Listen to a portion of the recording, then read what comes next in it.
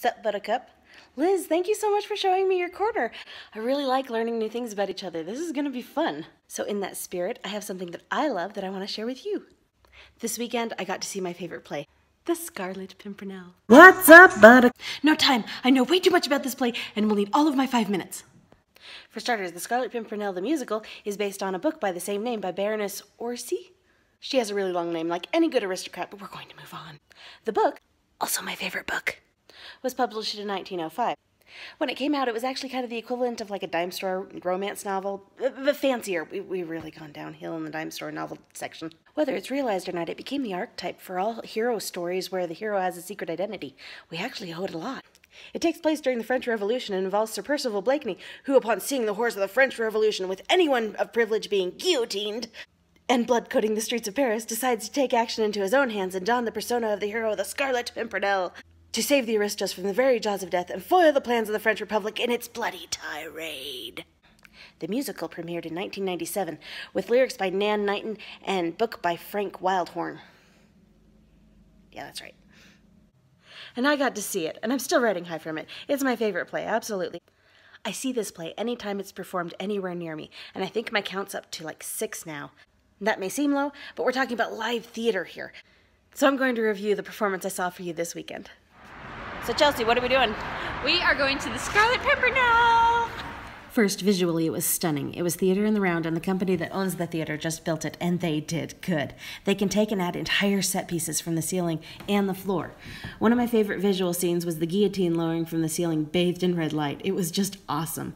One thing I think is interesting about this theater is if you sit on the front row, you will not see much of the action on stage, and that's usually the seats people buy first. Fools! The costumes were period appropriate, which when done wrong can really annoy me, especially hair, but they got it right. Some of the costumes play a role of their own in this play, so it's important that they take the time to get it right. The direction was good. The only note I would have was when the first scene came where they rescue people and confound the French army, there was too much going on. I would try to watch one thing and get distracted by another thing and miss a good part of the first thing. I feel like it could have been more focused or clearer, which means I don't know if the actors just needed to go over that part more or if the direction was scattered. But again, this was theater in the round, which means it's a big ensemble scene, and you have to have something different going on for each set of audiences so that everyone doesn't end up looking at a back of a head.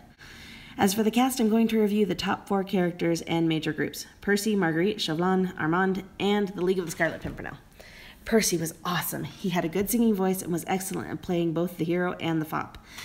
Side note, I saw the same actor as Professor Harold Hill in April, and he was great then, and it was fun to see him just nail it again. I've seen this part played too emotional before. There's a part in the play where the odds seem too great and the risk too much, and I've seen it played where Percy is just sobbing, which in my opinion is the wrong tone for this character. But this actor did it just right. He could play defeated or heartbroken, and it never seemed contrary to the character. One note I would have for him is this: there are fun lines in this show. I would maybe tell him to have more fun with that. Really enjoy these witty lines. Some of them he said very quickly. Marguerite. This is Percy's wife. Throughout the play, Percy doesn't know if Marguerite is true to him or not, if she has betrayed the Scarlet Pimpernel or not, or if she's guilty of some pretty serious accusations or facilitating murder.